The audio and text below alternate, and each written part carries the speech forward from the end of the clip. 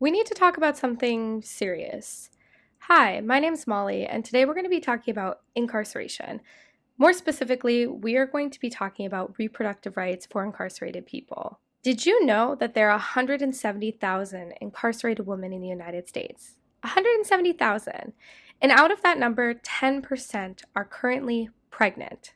Roughly, that comes out to 60,000 women who are currently pregnant behind bars.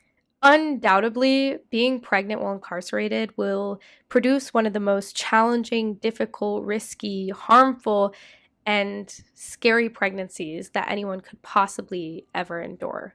And many of these women are going to give birth while incarcerated. They're going to give birth to newborns while incarcerated. So, what happens to the newborns, to the infants of an incarcerated mother? Where do they go and who do they go to? Most often, there are three options that are likely to happen when an incarcerated mother gives birth. The first of those options is to give that child to a family member or to a relative as a temporary solution until the mother is released from incarceration.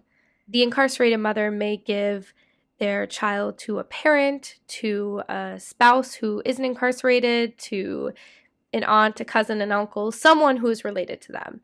And this is a temporary solution. Usually this is under 2 years, and it allows the mother to keep their parental rights of that child. It's a temporary solution. The second option is that the incarcerated mother gives their child up for adoption, and in doing so, they terminate their parental rights.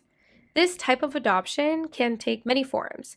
In some cases, the incarcerated mother will work with an adoption agency, and through the adoption agency, they will terminate their parental rights and give their child up to a random family or a random couple or what have you. The second type of adoption is giving the child up to a family member or to a relative or to the child's father or etc. The third option that is common to happen is incarcerated mothers will put their children in the foster care system. This is a temporary solution, but it tends to get a bit tricky. This is due to something that we have in the United States called the Adoption and Safe Families Act. And what that act determines is that if a mother has to leave their child in foster care for over 15 months, then they are then forced to terminate their parental rights and basically give that child to the state so that the child can be adopted. So this gets really confusing, right? Because if an incarcerated mother has a prison sentence of, say, 18 months, and they put their newborn into the foster care system, then once 15 months has passed, they are then forced to give that child away and to terminate their parental rights. In all three of these options, whether you're leaving a child with a relative, giving that child up for adoption, or putting them in foster care, more often than not, all of these options will end up with the incarcerated mother having to terminate their parental rights. And when this happens, a lot of the times, the relationship between an infant and an incarcerated mother just becomes non-existent. This creates a lifetime separation between a mother and a child. But there is another option. Another option does exist. There is an option 4. So what is the fourth option? The fourth option is allowing the incarcerated mother to remain with their newborn while incarcerated. In the United States, these types of programs are referred to as prison nursery programs, and they usually allow a mother to remain with their newborn for up to 18 months or 2 years while incarcerated. There are lots of benefits to these programs.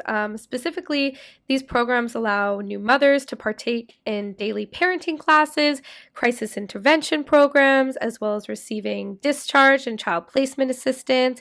And on top of that, new mothers may receive drug counseling, anger management programs, and they also create relationships with the other mothers who are participating in the unit.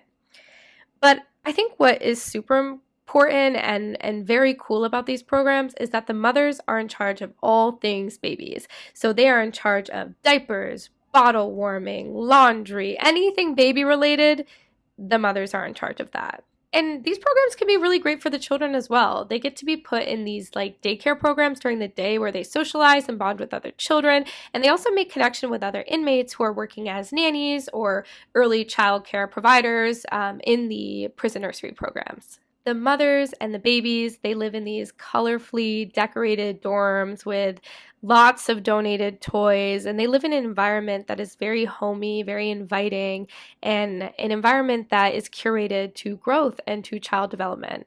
There's so many benefits to these programs, but most notably, these programs have been known to lower recidivism rates by a lot. They significantly lower recidivism rates for mothers. But I think the most important thing that we have to talk about is the fact that this program, the existence of this program, is just a way more humane option that exists for incarcerated mothers.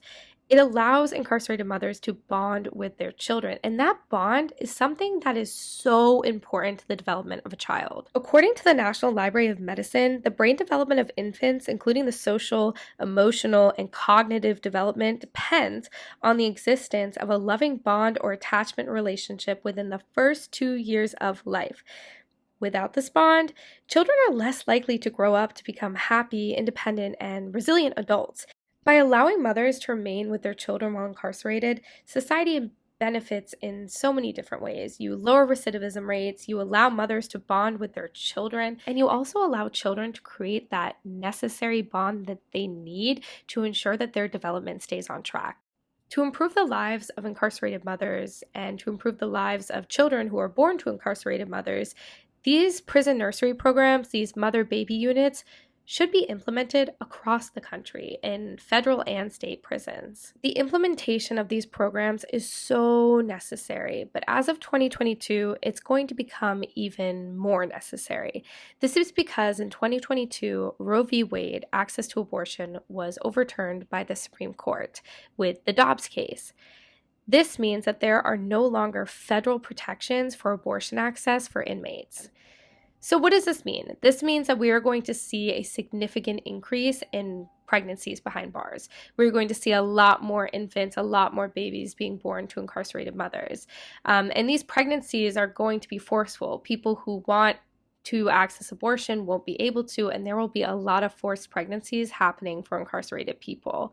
So with that being said, the implementation of these prison nursery programs and mother-baby units are going to become even more important now that pregnant inmates no longer have access to abortion, and there are going to be a lot more pregnancies occurring behind bars. Thank you so much for listening to this, and I hope that you are able to take something away from this video.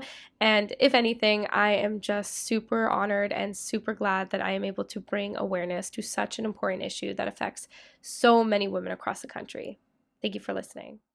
Let's say, for example, she has 18 months left on her sentence. Her child will...